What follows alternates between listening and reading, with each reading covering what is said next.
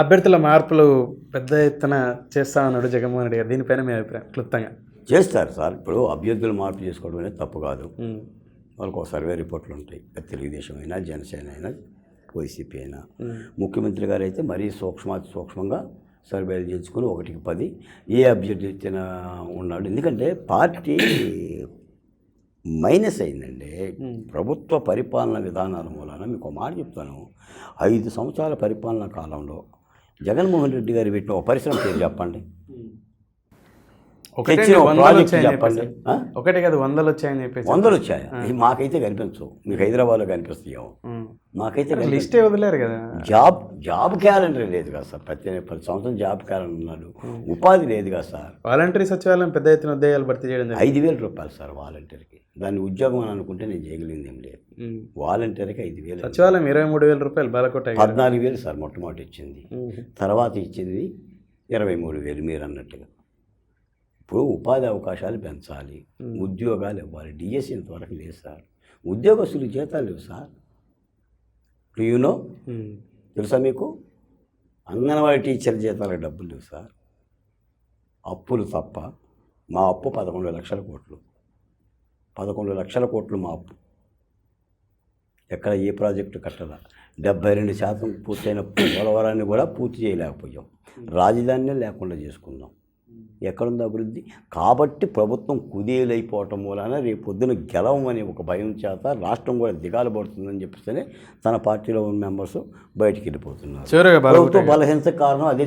చివరగా గత తెలుగుదేశం ప్రభుత్వం అమరావతి ప్రకటించిన తర్వాత, అంటే ఆ ప్రాంతంలో అభివృద్ధి చేయబోతున్నాం అని చెప్పిన తర్వాత కూడా ఆ ప్రాంతంలో అధికార పార్టీ, అంటే నాటి అధికార పార్టీ నేటి ప్రతిపక్ష పార్టీ తెలుగుదేశం పార్టీకి సంబంధించినటువంటి చంద్రబాబు నాయుడు గారి కుమారుడు, అంటే పార్టీ అధ్యక్షుడు కుమారుడే ముఖ్యమంత్రి గారి కుమారుడు, నేటి ప్రతిపక్ష నాయకుడు కుమారుడు లోకేష్ గారు పోటీ ఇచ్చినే ఓడిపోవడం జరిగింది.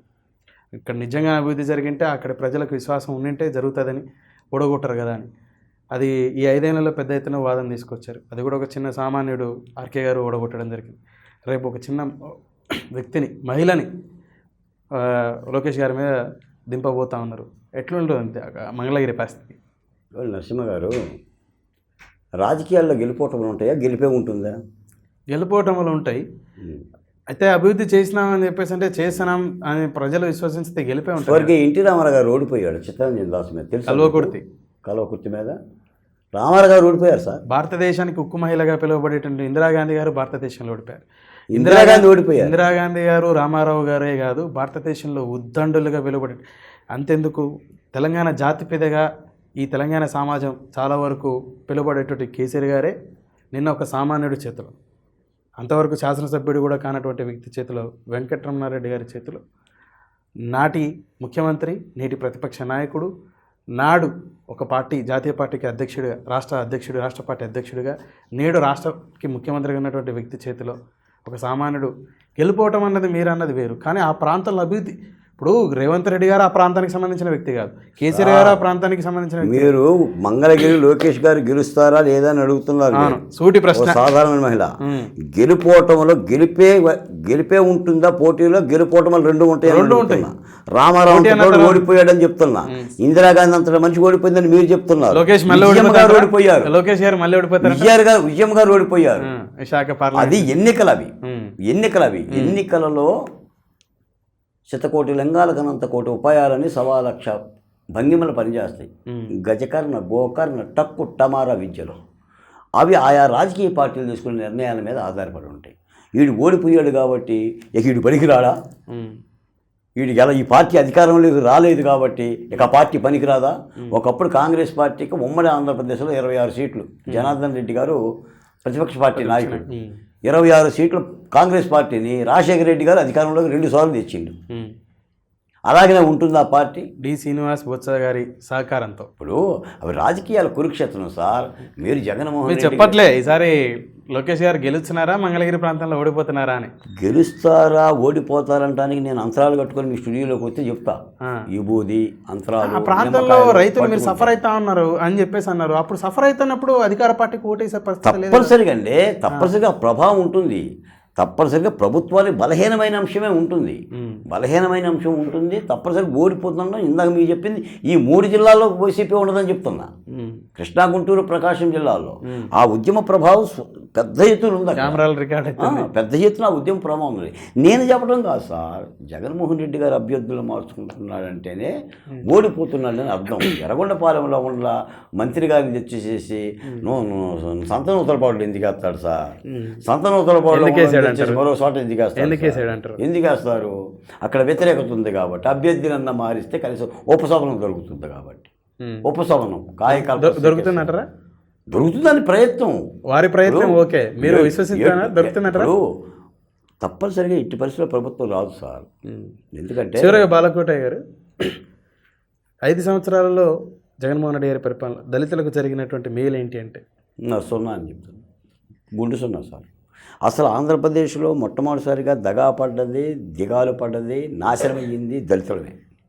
రాజకీయంగా, ఆర్థికంగా ఆర్థికంగా బలోపేతం చేయడానికి చాలా పథకాలని, రాజకీయంగా కూడా ఎన్నో అవకాశాలు కల్పించడం జరిగింది, ఎంతో ప్రయత్నం చేయడం జరిగింది. ఆర్థికంగా బలోపేతం చేయడానికి చెప్పిన ఎన్నో పథకాలు అన్నారు కదా, ఒక పథకం పేరు చెప్పండి సార్. మీరే చెప్పండి, నేను అడుగుతున్నాను. ఆర్థికంగా రాష్ట్రాన్ని బలోపేతం చేయడానికి పెట్టిన పథకం పేరు చెప్పండి. ఎస్సీ కార్పొరేషన్స్ లోన్లు అవ్వలేదంటారా? అసలు కార్పొరేషన్లో కుర్చీలు ఉంటాయి కదా సార్, మీకు తెలీదా? నవరత్నాలు తప్ప ఏ నవరంధ్రాలు లేవు. మద్యం అమ్ముకొని, ఇసుక అమ్ముకొని, విద్యుత్ ఛార్జీలు పెంచుకొని, పెట్రోల్ డీజిల్ ఛార్జీలు పెంచుకొని, ఆ వచ్చిన ఆదాయం ద్వారా నవరత్నాలు పులిపిలి చేస్తున్నారు. అది జగన్మోహన్ రెడ్డి గారు. ఇంకా ఏ అభివృద్ధి లేదు. బాలకోటయ్య గారి మాటల్లో రైతు అంటే, బాలకోటయ్య గారి మాటల్లో రైతు అంటే ఎవరు? రైతు అంటే అన్నం పెట్టేవాడు. అన్నం పెట్టేవాడు అంటే దుక్కి తిన్ని అన్నం పెట్టేవాడు. అన్నం పెట్టేవాడు. అన్నం ఎట్టొస్తుంది? రైతు దుక్కి దున్నితేనే వస్తుంది. పాత్రికేయుడు అంటే నేను చెప్పాను కదా, ఇంద్రుడికి 100 కళ్ళు ఉంటే విలేకరికి 1000 కళ్ళు ఉంటాయి. 1000 కళ్ళు ఉన్నోడు ఇంద్రుడు. నిష్పాక్షంగా, నిజాయితీగా, అక్షరాలను అమ్ముకోకుండా నమ్ముకునేవాడు జర్నలిస్ట్. బాలకోటయ్య గారు ఇట్లా గుండెల మీద చేసుకొని, నేను నా అక్షరాన్ని, నా గలాన్ని అమ్ముకోలే అని చెప్పగలుగుతారా? జై భీమ్, జోహార్ బిఆర్ అంబేద్కర్, జై భీమ్. అలల తలల దించవు, సముద్రం ఒకటి మోకాల దగ్గర మరగదు. దట్ ఈస్ ది మై చరిత్ర. నాకు అసెంబ్లీ సీట్ రాకపోవడానికి కారణం కూడా అది. బాలకోటయ్య అక్షరాన్ని అమ్ముకోలే. అక్షరాలను అమ్ముకోవటం ఎరగం, తెలియదు అమ్మకాలు. ఆయన ఏం అక్షరాలు సార్? నేను ఒక పత్రికలో పనిచేసిన ఎంప్లాయీని తప్ప, నేను పత్రిక చైర్మన్ కాదు జగన్మోహన్ రెడ్డి గారి లాగా. నేను తోటి ఎంప్లాయీ. ఒకరి కోసం, ఒక పార్టీ కోసం, ఒక సామాజిక వర్గం కోసం మీ అక్షరాన్ని కూర్పు చేయలే. అసలు అవకాశం లేదు. నేను పత్రిక నేను సొంత పత్రిక బతుకు తెరువు కోసం పెట్టుకున్న పత్రికలే తప్ప, నేను ఒక రాజకీయ పార్టీకి అండగా ఉండే అంత స్థాయి కలిగిన వ్యక్తిని కాదు. నేను ఒక ఏబిఎన్నో, TV5, ఈటీవీనో, సాక్షో, నా స్థాయి అది కాదు కదా. నేను పత్రికల్లో పనిచేసిన ఉద్యోగిని, విలేకరిని. తర్వాత ఆయా పత్రికల దగ్గర నుంచి స్వతంత్రంగా పత్రిక పెట్టుకొని నడుపుతున్న ఒక సంపాదకుని. ఏముంటుంది అమ్ముకోవటానికి? సరే, 2020 ఒకవేళ 24 ఎన్నికల్లో మీరు ఆశించినటువంటి వ్యక్తులు ప్రభుత్వాన్ని ఒకవేళ ఫామ్ చేయగలిగితే దళితులకు ముఖ్యంగా చేయాల్సినటువంటివి ఏంటివి అంటే మీ మాటలు ఏం చెప్తారు? అనాదిగా దళితులకు సంక్షేమ పథకాలు ఉన్నాయి సార్. సిస్టమ్గానే ఉంది. మీకు పంచాయతీ వ్యవస్థ ఉంది. పంచాయతీ వ్యవస్థకి కేంద్ర ప్రభుత్వం నుంచి నిధులు ఇస్తుంది. అలాగే దళితులకి ఎస్సీ యాక్షన్ ప్లాన్ అని, బీసీ యాక్షన్ ప్లాన్ అని, ఎస్టీ యాక్షన్ ప్లాన్ అని, ఒక బ్యాంకేజీ రుణాలని, లేదంటే వివాహ పథకాలని, పెళ్లి కానుకలని పథకాలు ఉన్నాయి ఆల్రెడీ. అవి అమలు జరిపితే వాళ్ళకి కొత్తగా నువ్వు చేయనక్కర్లా. ఇప్పుడు ఉండేవన్నీ రద్దు చేశారు జగన్మోహన్ రెడ్డి గారు. దాదాపుగా 27 రకాల సంక్షేమ పథకాలు రద్దు చేసినప్పటికీ మీరు అన్నటువంటి నవరత్నాల ద్వారా ఇంకా పెద్ద ఎత్తున లబ్ధి చేకూర్చారని. అదే ఏంటి అంటున్నా. మీరు అమ్మఒడి ఉందండి, ఉదాహరణకి అమ్మఒడి ద్వారా ఎంత ఇస్తున్నారు? 15,000 ఇస్తున్నారు. 15,000 డివైడెడ్ బై 365 రోజులు సార్. రోజుకి 41 రూపాయలు సార్. రోజుకి 41 రూపాయలు. ఎగిరి గొంతులు ఇవ్వాలి, వెలుగులు వస్తాయా? 41 రూపాయలు మీరు చెప్పండి. అమ్మఒడి ద్వారా 41 రూపాయలు రోజుకి ఇస్తే ఏంటి అభివృద్ధి అంటున్నా? ఏంటి అభివృద్ధి చెప్పు. నువ్వు ఒక మొత్తం కుటుంబానికి మీరు ఒక పథకమే చెప్పారు. వివిధ పథకాలు కలుపుకుంటే వాళ్ళు ఇంటికి దగ్గరికి వెళ్ళి మీకు ఈ 5 సంవత్సరాలలో దాదాపు 3 లక్షలు వచ్చాయి, 4 లక్షల రూపాయలు వచ్చాయని చెప్పేసి చూపిస్తున్నారు కదా. మీరు 9 పథకాలు తీసుకోవాలంటే 9 పథకాలు అర్హులై ఉండాలి. పెన్షన్ తీసుకోవాలంటే 60 ఏళ్ళు ఉండాలి. రైతు భరోసా తీసుకోవాలంటే నువ్వు రైతు అయి ఉండాలి. అమ్మఒడి తీసుకోవాలంటే నువ్వు పిల్లలు కలిగి ఉండాలి. అమరావతి తప్ప కేంద్ర ప్రభుత్వం నుంచి రావాల్సినటువంటి మనకు చాలా అంశాలు రాలేదు. ప్రత్యేక హోదా కానీ లేకపోతే విశాఖ ఈ స్టీల్ ప్లాంట్ విషయాలు కానీ మీరు పదే చెప్పుకొస్తారు. నేను స్వార్థమేం లేదు, రాష్ట్ర ప్రయోజనాలు ముఖ్యం. ఆ ఉద్దేశంతోనే అమరావతిని కూడా మీరు ఇందాక 29 గ్రామాలు కాదు యావత్ ఆంధ్రప్రదేశ్కి సంబంధించి మరి ఇంకా చాలా ఆంధ్రప్రదేశ్ ప్రయోజనాలు కాలరాయబడతా ఉంటే అటు కేంద్ర ప్రభుత్వం కానీ రాష్ట్ర ప్రభుత్వం ఏ అంశాన్ని తీసుకొని పెద్దగా మాట్లాడలేదు, వాటి మీద పోరాటం చేయలేదు అనేటువంటి విమర్శకు మీరు ఇచ్చే సమాధానం. ఇటీవల ఢిల్లీలో జంతర్ మంతర్లో 4 రోజులు ఉన్నాను నేను సిపిఐ రామకృష్ణ గారు, సిపిఎం శ్రీనివాసరావు గారు, ప్రత్యేక హోదా సాధకులు చలసాని శ్రీనివాసరావు గారు ఢిల్లీలో జంతర్ మంతర్లో ప్రత్యేక హోదా గురించి, విభజన హామీల గురించి కొట్లాడారు. అవి మా హక్కులు మాట్లాడేది మేమే మాట్లాడాలి. నాడు మాట్లాడాం, నేడు మాట్లాడాం, రేపు మాట్లాడతాం. విభజన చట్టంలో వచ్చిన హక్కులండి కేంద్ర ప్రభుత్వం ఇచ్చింది. పోలవరం కానీ రాజధాని నిధులు కానీ కేంద్ర ప్రభుత్వాన్ని భారతీయ జనతా పార్టీ కూడా ఉతికి ఆరేస్తుంది మేమే. ఒక జగన్మోహన్ రెడ్డినే కాదు, ఈ దేశంలో ఆంధ్ర రాష్ట్రం భాగస్వామ్యం. నువ్వు విభజించి నువ్వు కత్తితో కోసి నువ్వు వరాలు ఇచ్చావు. ఆ వరాలను మోడీ గారు చెప్పారు. ఈ రోజున రాజధాని అమరావతికి శంకుస్థాపన చేసింది ఎవరో? సాక్షాత్తు ప్రధాని నరేంద్ర మోడీ గారు. ఆయన పొగుడుతామా మేము? పొగిడారు అమరావతి రైతులు. పోలవరం ఎవరు పూర్తి చేయాలి? వారికి అమాంతం దగ్గరగా ఉన్నటువంటి పవన్ కళ్యాణ్ మీరు మీ అభిప్రాయం? అవి రాజకీయ పార్టీలు నరసింహ గారు. రాజకీయ పార్టీలు జనసేన అయినా తెలుగుదేశమైనా వాళ్ళ రాజకీయ వ్యూహాలు వేరు, మాది ఉద్యమాల పందా వేరు.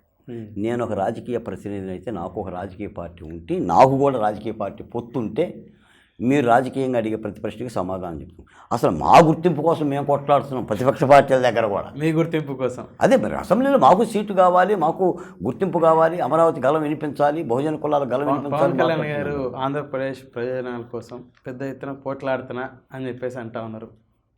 జగన్మోహన్ రెడ్డి పాలనలో చాలా ఇబ్బందులు గురవుతున్నారు అని చెప్పేసి అని చెప్పుకొస్తున్నారు. మీకు అనిపిస్తూ ఉందా పవన్ కళ్యాణ్ గారు నిజంగా ఆంధ్రప్రదేశ్ ప్రజల తరపున పోరాడుతున్నాడు అని చెప్పేసి? ఆంధ్రప్రదేశ్ ప్రజలు ఇబ్బందులకు గురవుతున్నారని పవన్ కళ్యాణ్ అన్నాడు. అక్షర దోషం ఏం లేదు అందులో. ఉందా? సంతోషంగా ఉన్నారేంటి ఆంధ్రప్రదేశ్? ఆయన ఒక రాజకీయ పార్టీ నాయకుడు, ఒక పార్టీ పెట్టుకున్నాడు. అన్ని రాజకీయ పార్టీలాగానే ప్రజాస్వామ్యంలో పార్టీలు పెట్టుకోరా, కొట్లాడరా, పొత్తులు పెట్టుకోరా, యుద్ధం చేయరా? రాజశేఖర రెడ్డి గారు పొత్తులు పెట్టుకోలేదా ఏ పార్టీతో? 2004లో ఎలా పోటీ చేశాడు? పొత్తులు పెట్టుకునే కదా. 2009లో చంద్రబాబు నాయుడు ఎలా పోటీ చేశాడు? పొత్తులు పెట్టుకునే కదా. ఇప్పుడున్న గవర్నమెంట్ ఏంటి? Central government Bharatiya Janata party గవర్నమెంటా, ఎన్డీఏ గవర్నమెంటా? What is the meaning of the NDA? NDA అంటే ఏంటి? వివిధ పార్టీల కూటమి. ప్రభుత్వంలోనే ఉన్నాం. యూపీ అంటే ఏంటి? కూటమి. తప్పే ఉంది అందులో పొత్తులు పెట్టుకోవటంలో? వీళ్ళు పొత్తులు పెట్టుకోవటం తప్పులేదు.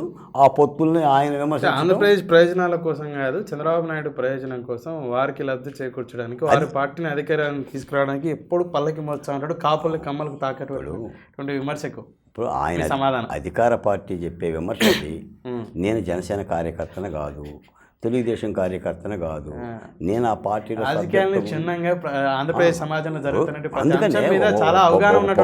పౌర సమాజంగా మాట్లాడుతున్నానంటే అది వాళ్ళ వ్యూహాలు. ఇది విమర్శించడం ఏన వ్యూహం?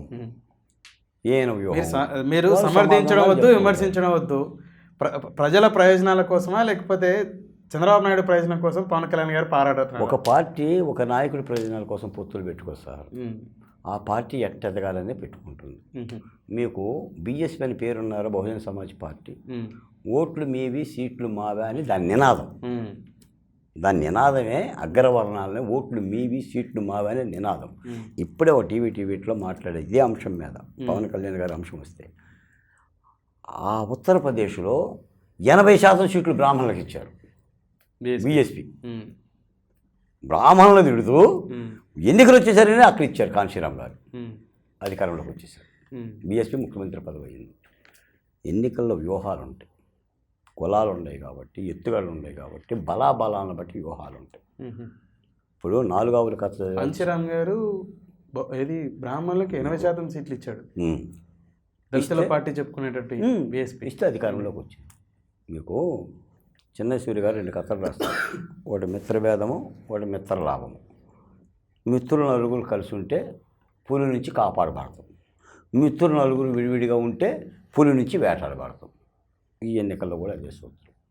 జగన్మోహన్ రెడ్డి గారు పులి, ఈ ఆవులు కలిసి కొట్లాడాలి, విడివిడిగా పోతే వేటాడతాడు.